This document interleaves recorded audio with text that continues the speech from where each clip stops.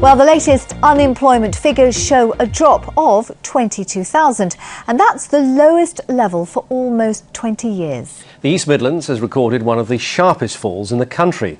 Latest figures show that the number of people out of work across the region now stands at 142,000, with an unemployment rate of just over 6%.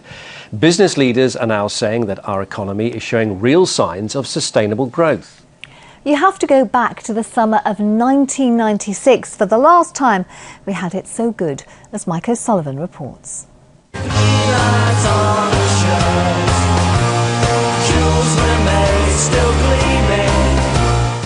If big sports events create a feel-good factor, then 1996 was a vintage year. England staged the European Championships, with some of the games being played at the City Ground in Nottingham. We'd come out of the recession of the early 90s, but there was still mixed news on jobs and different attitudes in the workplace. That year, 4,000 manual workers at Rolls-Royce in Derby turned down a 2-year pay deal worth just under 8%. And 250 new jobs were created there as well. Adtrans in the city won a £40 million order to refurbish trains for a leasing company as rail privatisation arrived. But later, there were 120 job losses. In June 1996, the half-yearly profits at Nottingham-based Boots were on their way to a rise of around 10% to almost £240 million. But the jobs of 300 workers hung in the balance in Leicester after the Chamberlain Phipps Shoe Company went into receivership.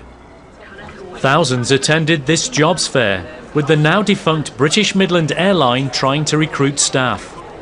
So 1996 has parallels with our emerging recovery from the worst recession in 6 decades. And in this World Cup year, let's hope the football doesn't echo Euro 96. England went out on penalties to Germany.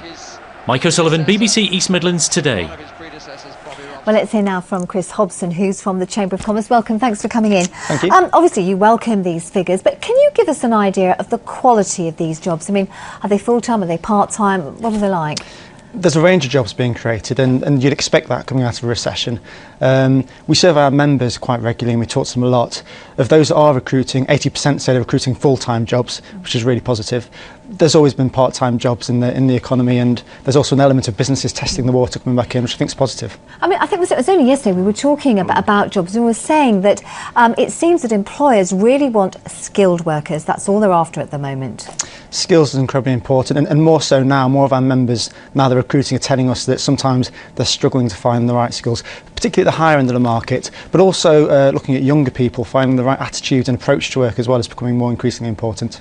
Can I put this point to you raised by the regional TUC, and it's about wages? They say that's the real issue, because over this period, pay only rose by 0.9% compared to an inflation rate of 1.8%. In other words, people are losing money because pay isn't keeping up with prices.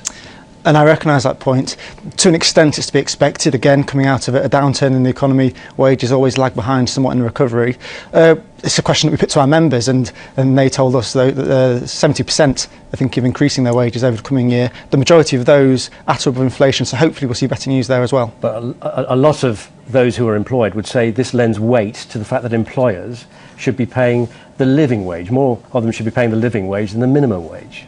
A number of employers already do pay at the living wage. There are lots of employers that are very big, and for very practical reasons at the moment would have to have a long discussion internally about whether or not they can afford to do that. But I don't think we should take away from the fact that, you know, the news is good, employment is on the up, and people are starting to look at pay wages as well. Great. Chris Hobson, thank you.